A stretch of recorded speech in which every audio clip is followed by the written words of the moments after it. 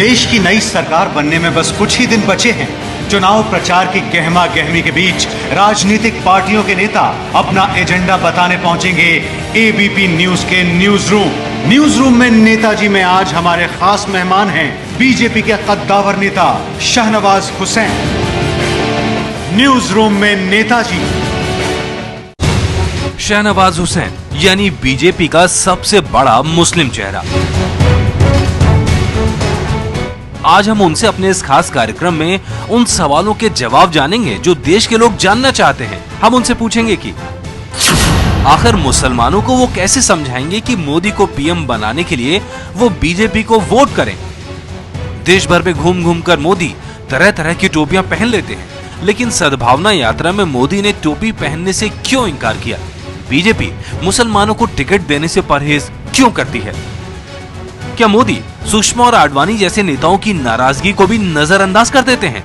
साथ ही हम उनसे ये भी जानेंगे कि आखिर वाराणसी से चुनाव लड़ने के पीछे मोदी और पार्टी की सोच क्या है।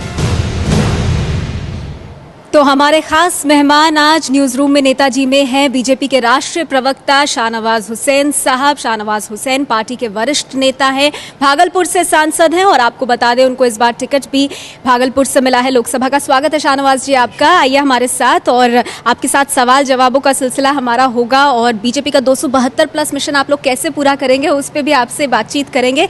ये पहले आपको वॉल दिखा दें अपने न्यूज रूम की। और लोकसभा चुनाव का बिगुल बज गया है तो आप सब बहुत अहम हो जाते हैं। प्रधानमंत्री पद के उम्मीदवार नरेंद्र मोदी आप हैं वहां पर और तमाम नेता। अगली सरकार कैसे बनेगी, किसकी बनेगी, सबकी अहम भूमिका होने वाली है। और शाहनवाज जी हमारे इस कार्यक्रम में हमारे साथ यहाँ हमारे एक्सपर्ट्स मौजूद हैं, इनसे आपका एक एक करके परिचय करा दूं। अभय दुबे जी वरिष्ठ पत्रकार हैं, इसके अलावा अशोक वानखेड़े जी वरिष्ठ पत्रकार, उर्मिलेश जी हैं वरिष्ठ पत्रकार, साथ ही वरिष्ठ पत्रकार अरविंद मोहन जी और दिबांग जी भी हैं। जी आप जानते हैं ना, निंदक नीरे राकी जी। चलिए और इसके अलावा एक और हमारे जो मेहमान हैं उनसे मैं आपको परिचय कराऊं। आइए यहाँ आइए शाहनवाज जी। कार्टूनिस्ट इरफान साहब। और इरफान जी आपने कुछ बनाया भी है, ये क्या बनाया है? नीता जी ये जैसे आए हैं शुरुआत कर दी है मैंने बनाने की और जल्दी होली खेलते हुए उनको बनाएंगे एक नए रूप में। जी कुछ वाराणसी सीट की क्या तस्वीर रहेगी उसको लेकर के है क्या? उसी को लेकर के है कि मोदी जी का जो खुमार जो है वो होली को भुला रहा है। होली कहीं नहीं दिखाई दे रही है, सिर्फ मोदी मोदी है सब जगह। चलिए बड़ी अच्छी बात है। चलिए इस पे भी सवाल होंगे आपसे। शाहनवाज जी मेरी अब आपसे गुजारिश है, आप चलिए हमारे साथ, आपकी कुर्सी वहाँ है और उसके बाद सवाल जवाबों का सिलसिला। और जानना यही चाहेंगे क्या चुनौतियां होंगी, क्या चीज़ें हैं आपके पक्ष में जो जा रही हैं और पूरा कैंपेन किस तरह से रहेगा। प्लीज़ जगह लीजिए अपनी।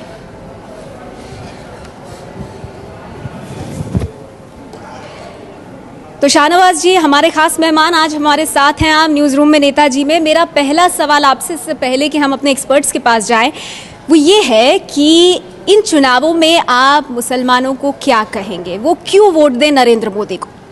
देखिए जब से आज़ादी मिली है हिंदुस्तान के मुसलमानों के बीच में हर बार मुद्दा रहा है कम्युनलिज्म और सेकुलरिज्म।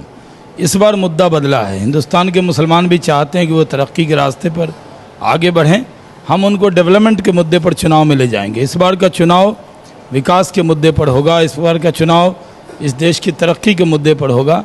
फियर फैक्टर दिखाकर, जो हर बार बीजेपी का डर दिखाकर जो लोग सो कॉल्ड सेकुलर लोग वोट ले लेते थे, इस बार वो नहीं होगा। हम उनसे कहने वाले हैं कि हमारी सरकार बनेगी। सच्चर कमेटी की रिपोर्ट आई कि हिंदुस्तान में मुसलमान कितना पिछड़ गया है, तो जिनके वजह से पिछड़ा है, जिन पर भरोसा किया है, उन्होंने जो नाइंसाफ़ी की है उसको इंसाफ में हम बदलेंगे। हम सरकार में आएंगे तो उनको सबके साथ बराबरी देने का काम करेंगे। इस मुद्दे पर हम उनके बीच में जाएंगे। शाहनवाज भाई मेरी दो जिज्ञासाएं हैं आपसे। पहली तो ये है कि अभी पंजाब में केसरिया पगड़ी पहनकर भाषण देते हुए नरेंद्र मोदी ने जो कहा, हम सब लोगों ने उसे टीवी पे सुना। उन्होंने कहा कि अकाली पार्टी, अकाली दल और भारतीय जनता पार्टी के एक साथ आने का मतलब है हिंदू पार्टी और सिख पार्टी का एक साथ आना। तो जिस पार्टी की आत्म छवि ही, आत्म परिभाषा ही हिंदू पार्टी की है, उसमें आप क्या कर रहे हैं? पहला मेरा सवाल तो ये है। और दूसरा सवाल ये है कि आप भारतीय जनता पार्टी के एक ऐसे नेता हैं जो कि मुसलमान समाज से आए हैं और प्रमुख नेता हैं। जब प्रमुख शब्द मैं कहता हूं तो उसका संदेश ये जाता है कि शायद भारतीय जनता पार्टी में बहुत से मुसलमान नेता होंगे, उनमें आप प्रमुख हैं मत जो है। तो आप, ऐसा लगता तो नहीं है, भारतीय जनता पार्टी के एक ही दो चेहरे मुसलमान नेताओं के रूप में सामने आते हैं। और जब टीवी पे पैनल्स में बहस करते हुए भारतीय जनता पार्टी के दूसरे नेताओं और प्रवक्ताओं से बातचीत होती है, ऑफ द रिकॉर्ड बातचीत जब होती है चाय पीते हुए, तो उनमें से कुछ लोग ये भी कहते हैं कि ये दो नेता भारतीय जनता पार्टी में दूसरे मुसलमान नेताओं को नहीं आने देते। जवाब आपसे। देखिए, दुबे जी का सवाल बड़ा गंभीर है कि नरेंद्र भाई ने जो कहा वहाँ पर, देखिए पंजाब में क्योंकि आतंक रहा है और समाज को वहाँ बांटने की कोशिश हमारे ज़माने में नहीं हुई, कांग्रेस के दौरे इक़्तिदार में हुई। ऑपरेशन ब्लू स्टार से लेकर समाज बट गया था, जो पंजाबी समाज एक होता था उस पंजाबी समाज को बांटा गया था। बीजेपी अकाली का जब समझौता हुआ तो हिंदू और सिख समाज नज़दीक आए, और क्योंकि वहाँ जो अक़लियत में लोग थे, माइनॉरिटी को रिप्रेजेंट कर रही थी भारतीय जनता पार्टी, क्योंकि वहाँ पर माइनॉरिटी में हिंदू समाज के लोग हैं, और उनका जब तालमेल हुआ तो वोट का फ़ायदा हुआ, लेकिन दोनों समाज के बीच में एक एकता और विश्वास भी बढ़ा। जो ऑपरेशन ब्लू स्टार और आतंकवाद के दिनों में जो विश्वास कम हुआ था, वो एक विश्वास बना। इसकी तरफ उनका इशारा था, कोई धर्म की तरफ इशारा नहीं था। दूसरी बात जो आपने कहा कि देखिए मैं भारतीय जनता पार्टी का एक ऐसा नेता हूँ जो किसी और पार्टी से नहीं आया। मैं भारतीय जनता पार्टी में शुरू से, मैं बीजेपी में हूँ, मैं किसी और पार्टी में नहीं आया। युवा मोर्चा में काम किया और युवा मोर्चा में काम करते हुए मुझे पार्टी का टिकट मिला। मैं चुनाव किशनगंज जैसी मुश्किल सीट से जीता। मुझे लगता है कि बाबरी मस्जिद और गोधरा, ये दो चीज़ें ऐसी है जो इस देश का मुसलमान भूलना नहीं चाहता। हो सकता है इसको बाकी पॉलिटिकल पार्टीज भूलने भी नहीं देती होगी, लेकिन कहीं ना कहीं बीजेपी इसके पीछे है। ऐसी एक जो आम धारणा है उसको ख़त्म करने के लिए क्या प्रयास बीजेपी कर रही है, क्योंकि मुझे तो नहीं लगता कि पिछले लगातार कई दिनों से राम मंदिर पे भी दो स्टैंड है। कभी बोलते हैं, कुंभ में जाके बोलते हैं कि राम मंदिर बनना चाहिए, जब एजेंडे की बात होती है तो बोलते हैं कि सरकार का काम राम मंदिर बनाना नहीं है। ऐसे कई मसले हैं जहां आपको एक मुसलमान नेता होने के नाते आपके ही समाज को इसके जवाब देने पड़ेंगे। उसका क्या? देखिए, पहली बात तो ये कि मैं जब सियासत में आया था तो मैंने ये सोचा था कि मैं देश का नेता बनूंगा, लेकिन मुझे सिर्फ मुसलमान नेता कहेंगे तो जो और लोग मुझे वोट देते हैं उनके बीच में गलत संदेश जाएगा। हम मुस्लिम समाज में पैदा हुए, लेकिन अगर राहुल गांधी जी देश के नेता हो सकते हैं और नरेंद्र भाई देश के नेता हैं, तो सिर्फ मैं एक समाज के नेता तक अपने को सीमित रखने के लिए राजनीति में नहीं आया हूँ। मैं चाहता हूँ कि मुस्लिम समाज के लोग भी मुझ पर भरोसा करें और हिंदू समाज के लोग भी मुझसे प्यार करें और उनका भी यकीन मेरे कंधों पर रहे। जो आपने सवाल उठाया वो सही है, जो टोपी का सवाल उठाया। देखिए, मैं तो हाजी भी हूँ और 3 बार मैंने हज किया है, तीसरी बार सांसद भी हूँ और हज करके आया हूँ। और मैं ईमानदारी से आपके सामने कहूँगा कि ये जो टोपी पहनने का है, ये एक तो सिस्टम हो गया। बहुगुना जी के ज़माने में इफ्तार पार्टी शुरू हुई और टोपी पहनाने का काम शुरू हुआ। मुसलमानों की जो टोपी है वो इबादत के लिए है, वो सियासत के लिए नहीं है। मैं उस सद्भावना मिशन में बगल में नरेंद्र भाई के बैठा हुआ था, वो जहाँ साहब आए थे वो टोपी निकाल कर वो आगे बढ़ रहे थे, तो नरेंद्र भाई ने कहा कि अरे साहब क्यों मेहनत कर रहे हैं। तो आयत करीमा लिखा हुआ, जो आयत लिखी हुई चादर थी वो नरेंद्र भाई ने अपने कंधे पर रख ली। आप यहाँ पर वो फ्रेम दिखा सकते हैं, तो जिस पर कलाम पाक की आयत लिखी हुई थी वो चादर तो उन्होंने ओढ़ ली, तो उसका जिक्र किसी ने नहीं किया। शाहनवाज जी, क्या आपको लगता है कि जो अब्दुल कलाम आज़ाद के बारे में भी कहा गया कि आप बीजेपी की, जहाँ तक सवाल है, आप एक तरीके से शो बॉय हैं। 300 टिकट आपकी पार्टी में बट चुके हैं, केवल 2 मुसलमान उम्मीदवार हैं, आप उनमें एक हैं। देखिए, पहले तो मैं आपका शुक्रिया अदा करता हूं कि आपने हिंदुस्तान के कद्दावर नेता मौलाना आज़ाद से हमको जोड़ा। वो जुमला वहां से लिया है, वो जुमला से, जो जुमला है मैं सिर्फ वो लिया है, जुमले पर सवाल। जो जिन्ना कहा करते थे, जिन्ना और ये जो जुमला था ये बड़ा तारीफ का जुमला नहीं था, ये तंज था। ये कल वही मैं कह रहा हूँ आपको कि कल वो जिन्ना कहते थे आज वो आज़ाद साहब के लिए, और आज की सदी में दिबांग कह रहे हैं शाहनवाज हुसैन के लिए। तो वो जो जिन्ना जो कहते थे वो गलत था, और आप भी गलत साबित होंगे। मैं बीजेपी का शो बॉय नहीं हूँ, मैं चुनाव जीत कर आता हूँ। बीजेपी के सिंबल पर इसलिए कह रहा हूं कि 300 सीटें बंटती नहीं, हैं आपके यहाँ लड़ता पर, हूं। 300 टिकट बंटते हैं, केवल 2 लोगों को टिकट देश भर में। देखिए जो तो आप जवाब शो बॉय हैं, आपको शोकेस की तरह रखा हुआ है कि हमारे पास एक मुसलमान चेहरा है, ये देखिए। देखिए मैं शाहनवाज हुसैन हमारे प्रवक्ता भी हैं, बोलेंगे टीवी पर दिखाई देंगे, और आप बोलते भी अच्छा हैं। इसका भी शुक्रिया आपको। मैं ये कहूँ कि जो मैंने पहले कहा था कि एक दौड़ है, एक फेज़ है, जिसको मैंने मान लिया आपके प्रोग्राम में।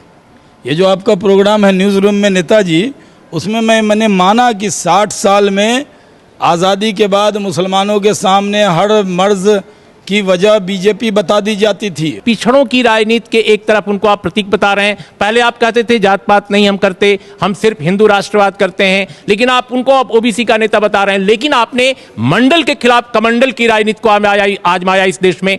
कैसे आप देखते हैं इस पहलू को? क्या ये एक छद्म नहीं है? उर्मिलेश जी, जब आप पटना में थे तो मुझे अच्छी तरह याद है, मैं बहुत छोटा सा युवा मोर्चे का कार्यकर्ता था, और मैं आपको एकदम कहना चाहता हूँ रिकॉर्ड पर बीजेपी के प्रवक्ता के तौर पर कि भारतीय जनता पार्टी मंडल के खिलाफ नहीं थी। इल्ज़ाम ये था कि मंडल आया तो इन लोगों ने कमंडल ले आया, ये हमारी मुखालफिन का इल्ज़ाम था। हमने मंडल कमीशन को एक्सेप्ट किया, और मंडल कमीशन में तो उन जातियों को भी एक्सेप्ट किया जो मुसलमानों में शेख सैयद मुग़ल पठान को छोड़कर सारी मुस्लिम बिरादरी उसमें मंडल कमीशन में शामिल है, उसको भी स्वीकार किया। लेकिन हम पर ये इल्ज़ाम लगा था ऐसा। हम मंडल के न कभी ख़िलाफ़ थे, न हैं, न कभी रहेंगे। जो दूसरी बात आपने पार्लियामेंट में कहा, उसका भी हमने विरोध नहीं किया। हम लोगों ने कहा कि इस पर क्लियरिफिकेशन सरकार की तरफ से आना चाहिए। हम पिछड़ों को हमारे नेता पंडित दीनदयाल उपाध्याय का तो सिद्धांत है एकात्म मानव दर्शन, वही तो ये सिद्धांत है कि अंत्योदय उसमें है कि जो अंतिम पायदान पे खड़ा हुआ है उसको अगली पायदान पे लाके खड़ा करना है। तो हमने कभी उसका विरोध नहीं किया। लेकिन ये सही है कि जो पिछड़ों की राजनीति करने वाली जो लोग हैं, जिन्होंने पेटेंट करा रखा था अपना, उनको बहुत ख़तरा हो रहा है। क्योंकि नरेंद्र भाई एक गरीब घर में पैदा हुए, चाय बेचते थे, उनकी माँ एक गरीब दूसरों के घर में बर्तन मांजती थी। वो पिछड़ी जाति, क्योंकि मंडल कमीशन इस देश में है और जाति को स्वीकार करेंगे। और जब जाति है, हम देश के लिए राजनीति करते हैं, जाति के लिए नहीं करते। लेकिन ये सही है कि पिछड़े घर में पैदा हुआ व्यक्ति का नाम बताएंगे तब क्यों किसी को पेट में दर्द होता है। बार बार बीजेपी में ये सवाल उठ रहा है, सुषमा जी समेत, कि भ्रष्ट लोग कैसे पार्टी में आते जा रहे हैं। रामविलास पासवान को पटाने में आपने एक महत्वपूर्ण भूमिका निभाई बिहार में, उसको लेके बिहार बीजेपी में भी नाराजगी है। किन शर्तों पे, क्या करके आपने उनको पटाया, या अपने बेटे के मुंह में वो पटे, ये आप अपना फर्स्ट हैंड बताते तो। देखिए, वो बेटे के मुंह में नहीं, वो मेरे मुंह में आए हैं और देश के मुंह में आए। वो चाहते हैं वो अक़लियतों के लिए बीजेपी में आए। मैं उनके पास गया था, उधर से मैं गुजर रहा था, तो मैंने कहा क्या एक प्याली चाय पी लूँ आपके साथ? आप तो अक़लियतों की राजनीति करते हैं, मैं अक़लियत का सांसद हूँ। नीतीश कुमार की तरह आप मेरे से नफरत तो नहीं करते होंगे। नीतीश कुमार अक़लियतों की बात करते हैं, लेकिन अक़लियत के नेताओं से बड़ी नफरत करते हैं। इसलिए तो उन्होंने कहा नहीं नहीं आप आइए, आपका स्वागत है। मैं गया, मैंने कहा देश बदल रहा है। गुजरात के मुद्दे पर, दंगों पर आप छोड़ कर आए, अब क्लीन चिट मिला है, कोर्ट से बरी हुए हैं, गुजरात में लोग तरक्की कर रहे हैं।